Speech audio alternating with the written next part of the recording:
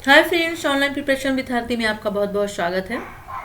Friends, आज का जो वीडियो है ये आपका कोड 509 का है और यूनिट की बात करें तो 7 और 8 यूनिट हमने एक साथ लिए क्योंकि एमसीक्यू है। चलिए फिर आइए देख लेते हैं इंपॉर्टेंट एमसीक्यू। अभी मैं आपके लिए एमसीक्यू लेके आ रही हूँ सभी सब्जेक्ट के। दिन इसके बाद आपके लिए लॉन्ग एंड शॉर्ट जो क्वेश्चंस बचेंगे उनको लेके आऊँगी और मेरा एम है कि अब फेब तक, क्योंकि मार्च में आपके एग्जाम होने हैं, तो फेब तक में आपके जो कोर्स है मैं कंप्लीट करवा दूँ या लास्ट जनवरी तक में। जनरली हाफ जो कोर्स है आपको कंप्लीट हो ही चुका है।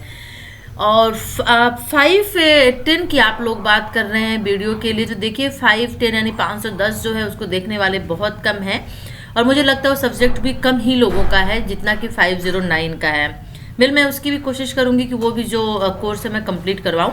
चलिए देख लेते हैं 509 के इंपॉर्टेंट एमसीक्यू कौन कौन से हैं। तो फ्रेंड्स चलिए यहाँ पे पहला क्वेश्चन ले लेते हैं और इसमें देखिए जो आपका मल्टीपल चॉइस का पहला क्वेश्चन है कि निम्नलिखित में से कौन से सामान्य लक्षण एक सामाजिक विज्ञान की कक्षा में अपेक्षित हैं। जो नीचे लक्षण दिए हैं इनमें से कौन सा एक लक्षण सामाजिक विज्ञान की कक्षा में होना चाहिए, दिखता है सामाजिक विज्ञान की कक्षा का। देखिए इसमें जो ऑप्शन दिया है आप देख रहे होंगे ऑप्शन, तो ऑप्शन को एक्सप्लेन भी यहाँ पे थोड़ा किया गया है। जैसे यदि हम पहले लक्षण की बात करते हैं कि अधिगमकर्ताओं के अनुभवों का उपयोग करना, तो यहाँ पे इसका मतलब होगा कि प्रत्येक जो अधिगमकर्ता यानी जो छात्र होता है, जो सीखता है, वो समाज का एक सदस्य है और अपने वातावरण से सक्रियता से अंतःक्रिया करता है। अधिगमकर्ताओं के अनुभव शिक्षण के लिए अच्छे संसाधन हैं और अधिगमकर्ताओं के अनुभवों का उपयोग करना अधिगमकर्ताओं को व्यक्त करने के साथ साथ कक्षा प्रक्रियाओं में भी लेने का एक अवसर देता है। तो जो अधिगमकर्ता यानी जो सीखने वाले होते हैं, जो छात्र होते हैं, उनके अनुभवों का उपयोग भी किया जाता है। एक ये लक्षण हो गया। यहाँ पे हम उदाहरण भी थोड़ा देख लेते हैं। यहाँ पे उदाहरण भी दिया हुआ है, तो यहाँ पे एग्जाम्पल देख लेते हैं कि जब आप कृषि में प्रयुक्त प्रक्रियाओं को पढ़ाते हैं, एग्रीकल्चर की बात चल रही है, तो विद्यार्थियों से पूछ सकते हैं कि किसने उन प्रक्रिया को देखा, उन्हें वर्णन करने को कह सकते हैं, ठीक है ना। और दूसरा यहाँ पे एग्जाम्पल देख लेते हैं कि पाठ्य पुस्तक के अतिरिक्त पढ़ना यानी एक संसाधन पूर्ण शिक्षक विषय वस्तु को हमेशा अधिगमकर्ताओं के ज्ञान वातावरण से संबद्ध करता है। यह विषय वस्तु की समझ को आसान बनाता है। जब आप भारत के स्वतंत्रता संग्राम सेनानियों के बारे में बात करते हैं तो आप अधिगमकर्ताओं को स्वतंत्रता संग्राम सेनानियों के राज्य के क्षेत्र का पता लगाने को कह सकते हैं कि स्वतंत्रता सेनानी जो है वो किस क्षेत्र का रहने वाला है, ठीक है। तो पाठ्य पुस्तक के अतिरिक्त पढ़ना। समुदाय के संसाधनों का उपयोग करना यानी समुदाय दोनों प्रकार के संसाधनों, मानवीय एवं प्राकृतिक, दो तरह के संसाधन होते हैं, का भंडार गृह है। और विद्यालय एक समुदाय के बीच एक मजबूत जुड़ाव की जरूरत होता है, दोनों को जोड़ता है और इसे विद्यालय गतिविधियों में समुदाय को शामिल करके ही प्राप्त किया जा सकता है। तो इसे दो तरीकों से किया जा सकता है। पहला है अधिगमकर्ताओं के समुदाय के अनुभव जन्य अधिगम को लेता है और दूसरा समुदाय को विद्यालय में आमंत्रित करता है। ये हो गया तीसरा आपका ऑप्शन। अब यहाँ पे चौथा ऑप्शन देख लेते हैं। 4 नंबर का आपका ऑप्शन है, इसका जो है एग्जाम्पल देख लेते हैं कि जब समुदाय सांस्कृतिक कार्यक्रमों का आयोजन करता है तो विद्यालय के छात्र कार्यक्रम में भाग ले सकते हैं और यदि विद्यालय स्वास्थ्य संबंधित मुद्दों पर कोई परिचर्चा आयोजित करना चाहता है तो बच्चों को संबोधित करने के लिए स्थानीय कार्यकर्ताओं को आमंत्रित कर सकते हैं। देखिए आपका क्वेश्चन था, ये एक क्वेश्चन भी क्रिएट हो सकता है, एमसीक्यू नहीं, शॉर्ट क्वेश्चन में भी, कि सामाजिक विज्ञान की कक्षा के लक्षण कौन कौन से हैं आप लिखिए। तो आपको ये फिर समान लक्षण कौन कौन से हैं, विशेषताएं कौन कौन सी हैं, तो आपको फिर ये लिखने पड़ेंगे। हो सकता है कि उसमें भी उदाहरण सहित एग्जाम्पल दे, तो फिर आपको एग्जाम्पल देने पड़ेंगे। तो इसका राइट आंसर हो जाएगा उपयुक्त सभी। घ जो ऑप्शन है उपयुक्त सभी, तो राइट आंसर सभी हो जाएंगे। यानी कि अधिगमकर्ताओं के अनुभवों का उपयोग करना, पाठ्य पुस्तक के अतिरिक्त पढ़ना, समुदाय के संसाधनों का उपयोग करना, ये तीनों जो है बिल्कुल सही आंसर हो जाएंगे। ओके, अगला क्वेश्चन देख लेते हैं। अगला क्वेश्चन है सही है गलत में कि 2 से अधिक भाषाओं के उपयोग को बहुभाषावाद के रूप में जाना जाता है। तो बिल्कुल सही है कि 2 से अधिक जो भाषाएं होती हैं उनको बहुभाषावाद कहते हैं। एक रणनीति के चयन को निर्धारित करने के लिए किन कारकों पर विचार करना आवश्यक है। एक रणनीति के चयन को निर्धारित करने के लिए किन कारकों पर विचार करना आवश्यक है। उद्देश्य, विषय वस्तु, संसाधनों की उपलब्धता, उपयुक्त सभी। तो उपयुक्त सभी पर विचार करना आवश्यक होता है जब भी आप कोई योजना बनाते हैं, ठीक है। भूमिका निर्वाह में भूमिका शब्द का एक क्रम में एक भाग की स्वीकृति को अंतर्निहित करता है तथा निर्वाह का अर्थ है, यानी भूमिका निर्वाह में जो भूमिका शब्द होता है एक क्रम में एक भाग की स्वीकृति होती है उसमें। लेकिन निर्वाह का यहाँ पे क्या मतलब है, तो निर्वाह का मतलब होता है अभिनय करना, ठीक है, भूमिका निर्वाह। अगला क्वेश्चन देख लेते हैं कि निम्नलिखित में से कौन से चरण भूमिका निर्वाह से संबंधित हैं। निम्नलिखित में से कौन से चरण भूमिका निर्वाह से संबंधित है। पहला, प्रसंग को निश्चित करना या एक प्रसंग पर निर्णय लेना जो पाठ वस्तु से संबंधित है, या फिर भूमिकाओं के प्रकार, विद्यार्थियों की अपेक्षित संख्या पर निर्णय लेना तथा एक नमनीय तरीके से संवाद विकसित करना, या एक छोटा पूर्वाभ्यास आयोजित हो सकता है, या संवाद शामिल हो गए उपयुक्त सभी। तो इसका जो राइट आंसर है उपयुक्त सभी हो जाएगा। अगला क्वेश्चन देख लेते हैं कि परियोजना विधि के संबंध में कौन सा कथन सही नहीं है। परियोजना विधि के संबंध में कौन सा कथन सही नहीं है। तो एक, परियोजना एक गतिविधि आधारित विधि है, या फिर यह अधिगमकर्ताओं को वास्तविक जीवन के अनुभवों को प्रदान करता है, या यह एक समस्यात्मक कार्य है जो प्राकृतिक व्यवस्था में होता है, या फिर यह पूर्ण रूप से स्थिर व पूर्व निर्धारित है। तो देखिए परियोजना विधि के संबंध में कौन सा कथन सही नहीं है, तो इसका जो राइट आंसर है वो हो जाएगा घ, यानी यह पूर्ण रूप से स्थिर व पूर्व निर्धारित होता है। यह कथन सही नहीं है, बल्कि जो ये तीनों कथन है ये आपके सही है कि यह परियोजना गतिविधि आधारित विधि होती है। अधिगमकर्ता ने सीखने वाला जो होता है वास्तविक जीवन के अनुभव को प्राप्त करता है, क्योंकि बाहर जाके इसे सिखाया जाता है, और एक समस्यात्मक कार्य जो प्राकृतिक व्यवस्था में होता है। ओके, तो राइट आंसर हो जाएगा घ, यह कथन सही नहीं है। नेक्स्ट क्वेश्चन देख लेते हैं। यहाँ पे सही है गलत ले लेते हैं। अनुभव सर्वोत्तम शिक्षक है, तो बिल्कुल सही है। और 8वां नंबर का क्वेश्चन ले लेते हैं कि एक अच्छी परियोजना में निम्नलिखित में से कौन से गुण होने चाहिए। जो परियोजना विधि है उसमें सबसे अच्छा गुण कौन सा है। एक अच्छी परियोजना वह है जिस पर कार्य करना विद्यार्थियों को रुचिकर लगता है, या फिर जो चुनौतीपूर्ण है, या एक परियोजना उपयोगी है और तर्क संगत समय पर पूर्ण होती है, हमेशा सराही जाती है, या फिर उपयुक्त सभी। तो इसका जो राइट आंसर है क्या होगा, आई थिंक्स आपने सेलेक्ट कर लिया होगा। तो राइट आंसर इसका हो जाएगा घ, उपयुक्त सभी। यानी कि एक अच्छी परियोजना वह है जिस पर कार्य करना विद्यार्थियों को रुचिकर लगता हो, चुनौतीपूर्ण हो, तर्क संगत और समय पूर्ण पर होती हो, समय पर होती हो और हमेशा सराही जाती हो, उसकी हमेशा तारीफ की जाती हो। तो ये परियोजना के गुण है, ठीक है ना। चलिए नेक्स्ट क्वेश्चन देख लेते हैं। दक्षिण और पश्चिम के बीच में कौन सी दिशा आती है। नेक्स्ट क्वेश्चन है उत्तर पश्चिम, दक्षिण पश्चिम, दक्षिण पूर्व, उत्तर दक्षिण। देखिए दक्षिण और पश्चिम के बीच में है, दक्षिण पश्चिमी दिशा आएगी, ठीक है। अगला क्वेश्चन देख लेते हैं। नेक्स्ट क्वेश्चन है कि मानचित्र एक सपाट सतह पर पृथ्वी का डैश है, क्या है। तो पुनर्प्रस्तुतिकरण होता है मानचित्र किस पर, पृथ्वी पर। और अगला क्वेश्चन देख लेते हैं। अगला क्वेश्चन ले लेते हैं कि मानचित्र पढ़ने के लिए निम्नलिखित में से कौन से कौशल अपेक्षित है। मानचित्र पढ़ने के लिए निम्नलिखित में से कौन से कौशल अपेक्षित है। दिशाओं को नोट करना, मानचित्र के पैमाने को पहचानना और दूरियों की गणना करना, रंगों को पढ़ना, उपयुक्त सभी। तो राइट आंसर इसका हो जाएगा उपयुक्त सभी। यानी मानचित्र पढ़ने के लिए दिशाओं को नोट करना, मानचित्र के पैमाने को पहचानना, दूरियों की गणना करना, रंगों को पढ़ना, ये सभी चीजें होती हैं। सही है गलत देख लेते हैं कि विभिन्न मानचित्रों को संबद्ध कर अनुमानों को बनाना मानचित्र कौशल है। तो बिल्कुल सही है, राइट आंसर होगा ये। और दिशाएं दो प्रकार की होती है, मूलभूत दिशाएं और दूसरी दिशा कौन सी है, तो मध्यस्थ दिशाएं, ठीक है। मूलभूत दिशाएं और मध्यस्थ दिशाएं, मूलभूत उत्तर दक्षिण पूर्व पश्चिम, और फिर उसके बीच की दक्षिण पश्चिम पूर्व उत्तर, इस तरह मिक्स करके जो दिशाएं होती हैं। मध्य प्रदेश के सापेक्ष छत्तीसगढ़ किस दिशा में है। मध्य प्रदेश के सापेक्ष छत्तीसगढ़ किस दिशा में, यानी मध्य प्रदेश के किस दिशा की ओर छत्तीसगढ़ आपको ये बताना है। उत्तर, पूर्व, पश्चिम, दक्षिण। तो राइट आंसर इसका हो जाएगा ख, यानी कि पूर्व की ओर है मध्य प्रदेश की तरफ से अगर देखा जाए छत्तीसगढ़, ठीक है ना।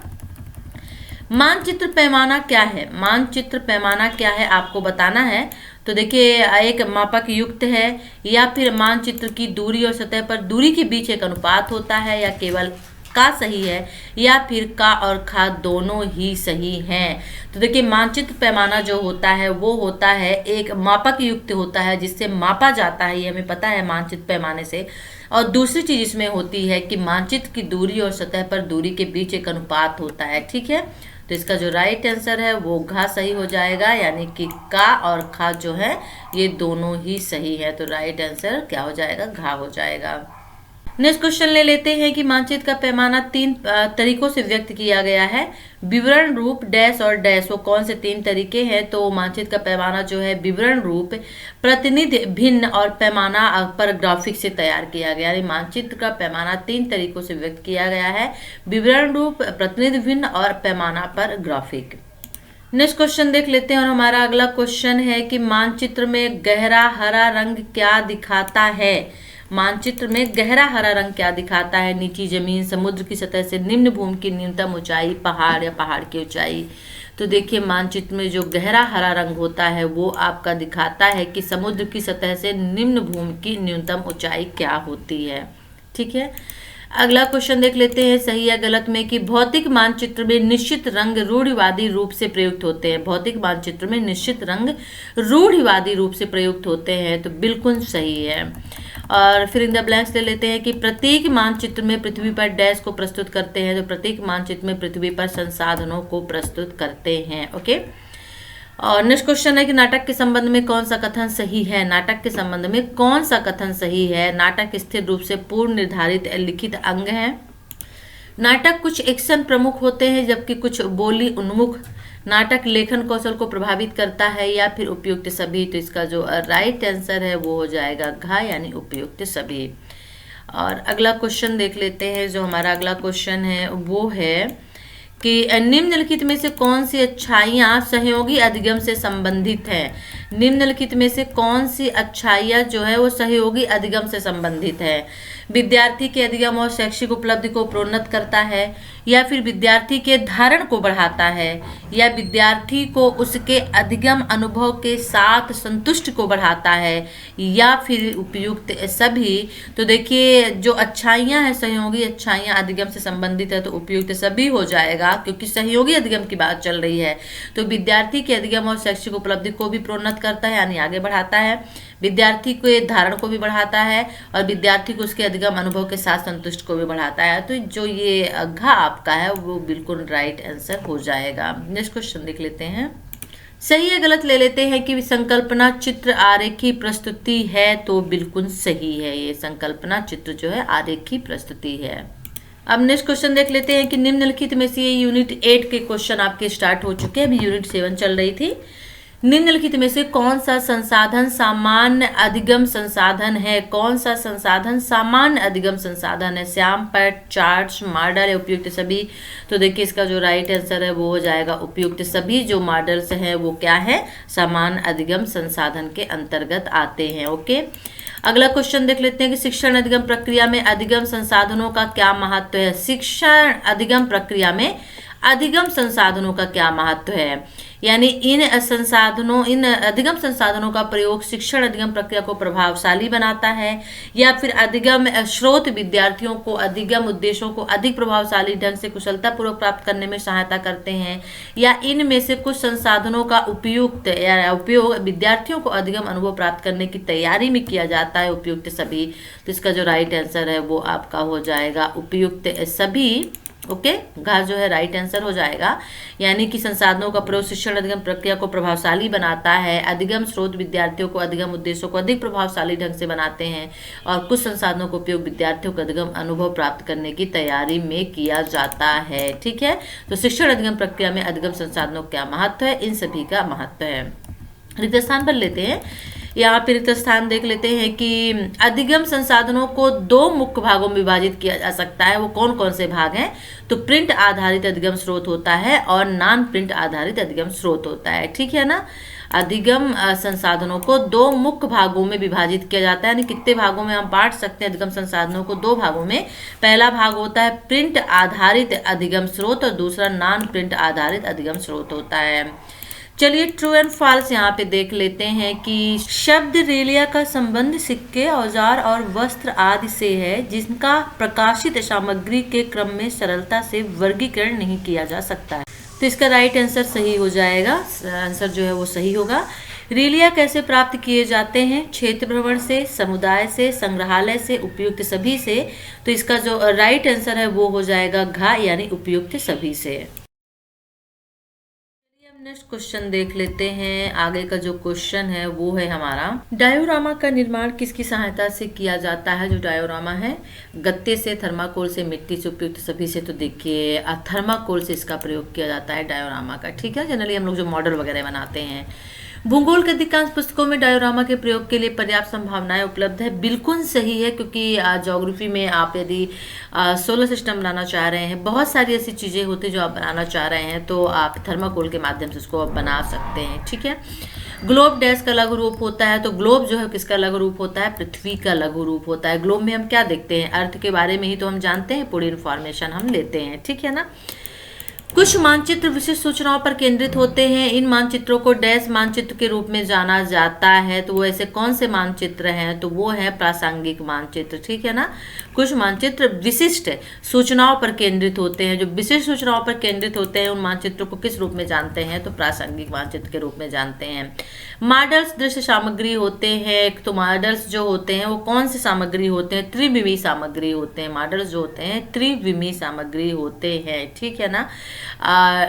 डायोरामा जो भी जस्ट हम पढ़ के आ रहे हैं, जो भी मैं आपको बता रही थी वही चीज़ है, उसको हिंदी में त्रिविमी कहते हैं। मॉडल्स कितने प्रकार के होते हैं, 4, 3, 5, 6। तो मॉडल्स देखिए 3 प्रकार के होते हैं। और हम नेक्स्ट क्वेश्चन देख लेते हैं। निम्नलिखित मॉडल को उसके उदाहरणों से सुमेलित करें। निम्नलिखित मॉडल को उसके उदाहरणों से सुमेलित करना है। तो मॉडल नीचे यहाँ पे दिए हुए हैं, उसके उदाहरण कौन। जैसे मॉडल हो गया साधारण, खंडी, क्रियात्मक, ठीक है। और यहाँ पे जो उदाहरण दे दिए गए हैं वो दिए गए हैं आपके जलप्रपात, सौर मंडल, पर्वत, पठार, जो जस्ट अभी मैं आपको बता रही थी। तो इनके उदाहरण से जो है सुमेलित करना है। तो चलिए आइए देख लेते हैं इसको। तो इसका जो राइट आंसर है वो हो जाएगा का आपका, यानी कि अगर इसको हम थोड़ा सा बनाते हैं तो यहाँ पे देख लेते हैं। साधारण जो मॉडल होता है उसमें हम क्या बनाते हैं, पर्वत पठार बनाते हैं, ठीक है ना। साधारण मॉडल में हम क्या बनाते हैं, पर्वत पठार बनाते हैं। और यहाँ पे खंडी जो मॉडल होता है वो जलप्रपात के लिए हो जाता है। और क्रियात्मक मॉडल जो होता है सौर मंडल के लिए हो जाता है, ठीक है ना। तो यहाँ पे हम थोड़ा सा अब इसको देख लेते हैं तो आपके समझ में ज़्यादा अच्छे से आ जाएगा।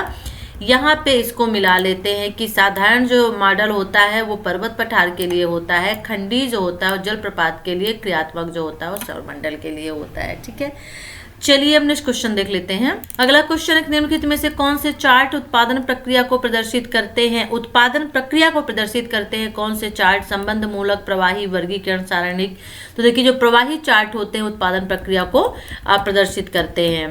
निम्नलिखित में से कौन से चार्ट पर्यावरण को प्रदूषित करने वाले जो घटक होते हैं, स्रोत और जनसंख्या आदि को प्रदर्शित करते हैं। ऐसे कौन से चार्ट होते हैं जो पर्यावरण की प्रदूषित करने वाले घटक, स्रोत और जनसंख्या को प्रदर्शित करते हैं। संगठनात्मक, वर्गीकरण, वंशानुक्रम, संबंध मूलक। तो संबंध मूलक जो चार्ट होते हैं वो प्रदूषित करने वाले घटक, स्रोत और जनसंख्या को प्रदर्शित करते हैं। निम्नलिखित में से कौन सा उपयोग समय रेखा से संबंधित है। कौन सा उपयोग समय रेखा संबंधित है। समय संबंधी समझ का विकास करना, 2 काल अवधियों के बीच संबंधों को समझना, पूरी कक्षा का ध्यान एक दृश्य सामग्री पर केंद्रित करना, उपयुक्त सभी। तो राइट आंसर हो जाएगा उपयुक्त सभी, यानी कि समय संबंधी समझ का विकास करना, 2 काल अवधियों के बीच संबंधों को समझना, पूरी कक्षा का ध्यान एक दृश्य सामग्री पर केंद्रित करना, ये उपयोग जो होते हैं समय रेखा से संबंधित होते हैं। तो राइट आंसर घ हो जाएगा। रिक्त स्थान ले लेते हैं, फिल इन द ब्लैंक्स ले लेते हैं कि राष्ट्रीय स्तर पर एनसीईआरटी तथा राज्य स्तर पर कौन सी पाठ्यपुस्तकों को निर्धारित करता है। राष्ट्रीय स्तर पर एनसीईआरटी पाठ्यपुस्तकों को निर्धारित करती है, तो राज्य स्तर पर कौन करता है। बहुत ही इजी है, आप पढ़ चुके हैं। एससीईआरटी सिर्फ नेशनल है तो नेशनल स्तर पर एन हो जाएगा, और स्टेट का पूछ रहा है तो एन की जगह एस हो जाएगा, बस होगा। तो एनसीईआरटी और एससीईआरटी, ठीक है। अध्यापक समाचार पत्रों का प्रयोग किस प्रकार से करते हैं। अध्यापक समाचार पत्रों का प्रयोग किस प्रकार से करते हैं। बुलेटिन बोर्ड के रूप में प्रयोग करते हैं, विशिष्ट विषय वस्तु पर फाइल तैयार करना, समूह चर्चा, विषय संबंधी गृह कार्य और व्यक्तिगत अध्ययन हेतु प्रयोग, उपयुक्त सभी। तो राइट आंसर हो जाएगा उपयुक्त सभी। अगला क्वेश्चन देख लेते हैं। हमारा नेक्स्ट क्वेश्चन है कि ई लर्निंग के संबंध में कौन सा कथन ठीक है। ई लर्निंग के संबंध में, ई लर्निंग आप इस वक्त जो कर रहे हैं, ई लर्निंग इंटरनेट, इंट्रोनेट या सीडी रोम के प्रयोग द्वारा कंप्यूटर पर निर्देश जारी करने वाला कार्यक्रम है। यह कंप्यूटर और इंटरनेट तकनीक की सहायता से साधारण अधिगम है और ई लर्निंग तकनीकी आगतों जैसे एनिमेशंस, मानचित्रण, अनुरूपण, खेल, पाठ, ऑडियो, वीडियो, बहुत सी सृजनात्मक क्रियाओं के द्वारा वेब आधारित प्रशिक्षण होता है या फिर उपयुक्त सभी। देखिए इसका जो राइट आंसर है वो हो जाएगा आपका उपयुक्त सभी। ई लर्निंग यानी कि जो आप इंटरनेट के माध्यम से एक्टिविटी करते हैं, पढ़ते हैं, देखते हैं, तो राइट आंसर घ हो जाएगा। ई लर्निंग इंटरनेट और इंटरनेट सीडी रोम के द्वारा पढ़ना, कंप्यूटर इंटरनेट तकनीक की सहायता से पढ़ना, ठीक है ना, ये सभी चीजें, तो इसका राइट आंसर हो जाएगा ये सभी। समुदाय कक्षा कार्य के लिए पुस्तकें, आलेख, चित्र और सरकारी रिपोर्ट आदि स्रोत प्रदान कर सकता है, तो बिल्कुल सही है कि समुदाय जो है कक्षा कार्य के लिए पुस्तकें, आलेख, चित्र, सरकारी रिपोर्ट आदि स्रोत आदि प्रदान कर सकता है। अगला क्वेश्चन देख लेते हैं। हमारा नेक्स्ट क्वेश्चन है कि सीमित संसाधनों के उत्तम प्रयोग के लिए निम्नलिखित में से कौन सी क्रिया अपनानी चाहिए। सीमित संसाधनों के उत्तम प्रयोग के लिए कोलाज निर्माण के लिए पुरानी पत्रिकाओं के चित्रों का प्रयोग कर सकते हैं, या कुछ सरकारी संस्थाओं से महंगी सामग्री निःशुल्क प्राप्त कर सकते हैं, या फिर दैनिक समाचार पत्रों की कटिंग्स का संग्रह कर उसे फाइल के रूप में सुरक्षित रख सकते हैं, या उपयुक्त सभी। तो इसका जो राइट आंसर है वो क्या होगा कि सीमित संसाधनों के उत्तम प्रयोग के लिए कौन सी क्रिया अपनानी चाहिए, तो इसका जो राइट आंसर है वो हो जाएगा उपयुक्त सभी। यानी कि कोलाज निर्माण के लिए पुरानी पत्रिकाओं के चित्रों का प्रयोग कर सकते हैं, कुछ सरकारी संस्थाओं से महंगी सामग्री निःशुल्क प्राप्त कर सकते हैं, और दैनिक समाचार पत्रों की कटिंग्स का संग्रह कर उन्हें फाइल के रूप में सुरक्षित रख सकते हैं सीमित संसाधनों के रूप में, ठीक है। तो इसका राइट आंसर हो जाएगा उपयुक्त सभी। तो फ्रेंड्स ये था आज का आपका वीडियो, और इसमें हमने आपके 509 जो आपका कोड है उसके इंपॉर्टेंट MCQ लिए हैं। अगर हम यूनिट की बात करते हैं तो यूनिट आपकी है 7 और 8। ये वीडियो कैसा लगा जरूर बताइएगा। वीडियो को लाइक करिए, शेयर करिए, अच्छा लगे तो कमेंट्स करिएगा। चैनल को सब्सक्राइब नहीं किया है तो सब्सक्राइब कर लीजिए। इसका जो PDF है और डिस्क्रिप्शन बॉक्स पे लिंक रहेगा, तो वहाँ से आप इसको डाउनलोड कर लीजिएगा। नेक्स्ट वीडियो के साथ फिर मिलते हैं, तब तक के लिए टेक केयर, बाय।